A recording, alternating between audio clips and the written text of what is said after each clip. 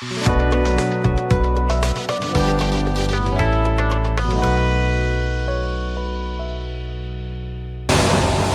to sang xung quanh nó trong cái hàng muối có đôi còn phép còn đâu nói gì để tìm hàng dính to bao nhiêu người đấy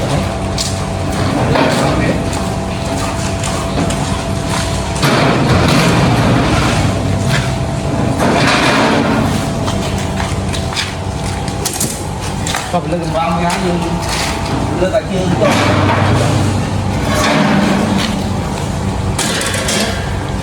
không mong dương ba sao này còn mua những trắng đó chưa chín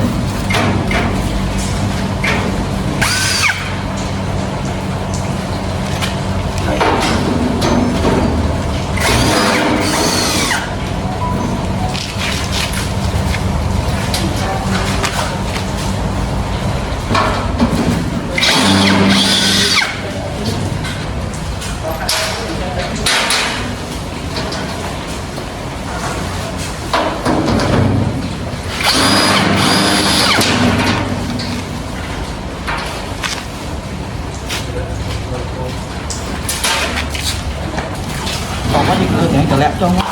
làm bay xuống đi xuống ra lại nên chị ô coi bao viên đi ở đi controller hay là xài lên mẹ cái này sensor đi xài sensor càng nóng hay là càng cáo hay đây cho tông controller biết hay đấy cứ chỉ sai cho hay là có ba cốt hay rắp cấp sạch liền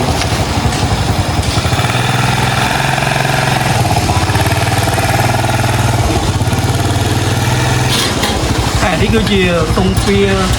ស្លាប់ត្រូវ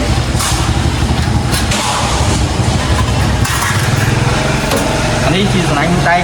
ការពីអានេះជាសំណាញ់ដែកសុំទ្វារដែរសុំហោហើយអានេះ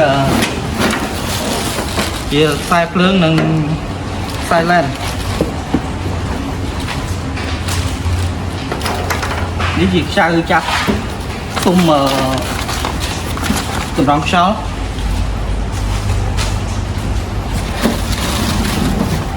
អានេះជាជើងចាប់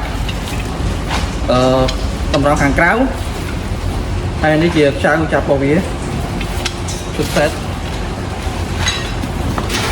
អានេះជាតម្រង់ខាងក្រៅសម្រាប់ខ្យល់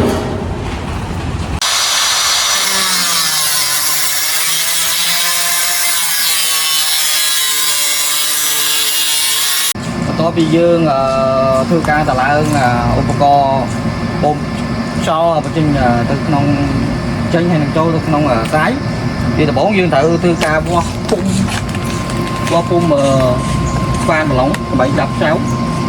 សងខាងហើយបន្ទាប់ពីហ្នឹងមកយើងចាប់ដើមវាស់ទំហំនៅទ្វារខ្យល់ចេញឬចូលទៅនៅខាងក្នុងខ្សែអញ្ចឹងយើងធ្វើការកាត់ទំហំរបស់វាទៅតាមពុំដែលយើងបញ្ចេញខ្យល់នៅខាងក្នុងអញ្ចឹងបន្ទាប់ពីយើងកាត់ពុំរួចអស់ហើយយើងធ្វើការដំឡើងដូចជាចាប់ប្រឡងនេះខាងនេះវាមានប្រឡងមកសម្រាប់ព្រឹកចូលខាងក្នុងហើយនឹងក្បាលប្រឡងខាងក្នុងវាគឺជា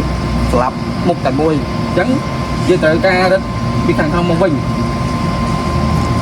បន្ទាប់ហើយ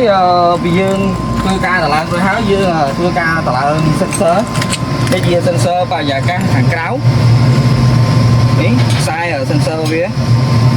ដល់ពីយើងតម្លើង sensor រួចហើយយើងត្រូវតម្លើងដាក់ជើងនេះដើម្បីត្រ filter បន្ទាប់ពីយើងដាក់ជើងត្រ filter ហើយយើងត្រូវលើក filter នេះដាក់ទៅខាងក្នុង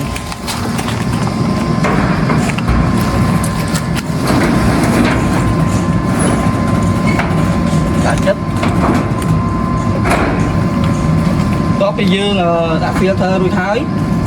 យើងធ្វើការបិទកម្រងរបស់វាច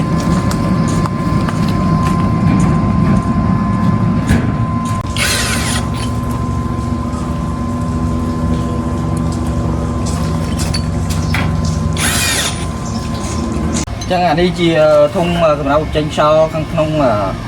ខ្សែចេញខាងក្រៅចឹងក្នុងករណីដែលយើងតម្លើង ខ្យល់បូមពីខាងក្រៅចូលទៅក្នុងហើយអញ្ចឹងអានេះវាត្រូវការខ្យល់បញ្ចេញអញ្ចឹងករណីដែល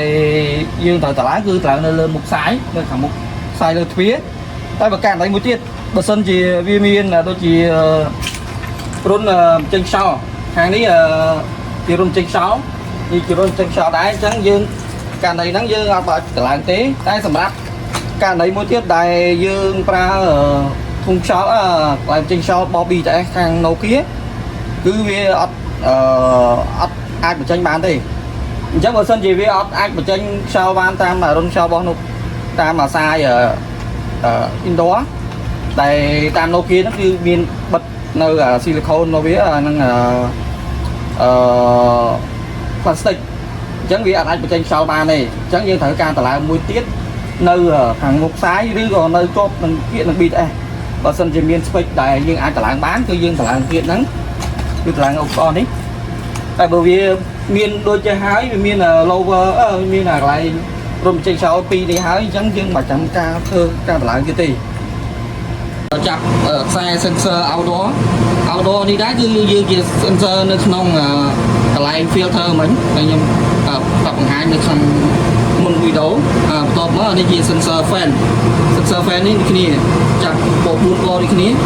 តាមខ្សែពណ៌គ្នាគឺចាប់ sensor វាដាក់នៅមុខខាងនេះបន្ទាប់មកអានេះជាខ្សែ DQ ដែរយើងតែពីរពណ៌ទេយកពណ៌ទឹកក្រូចមួយនិងពណ៌សខ្សែពណ៌ទឹកក្រូចហើយពណ៌សនេះគឺយើងចូលមកនៅក្នុងខ្សែអាគុយនេះពណ៌នេះដែរនេះពណ៌សហើយទឹកក្រូច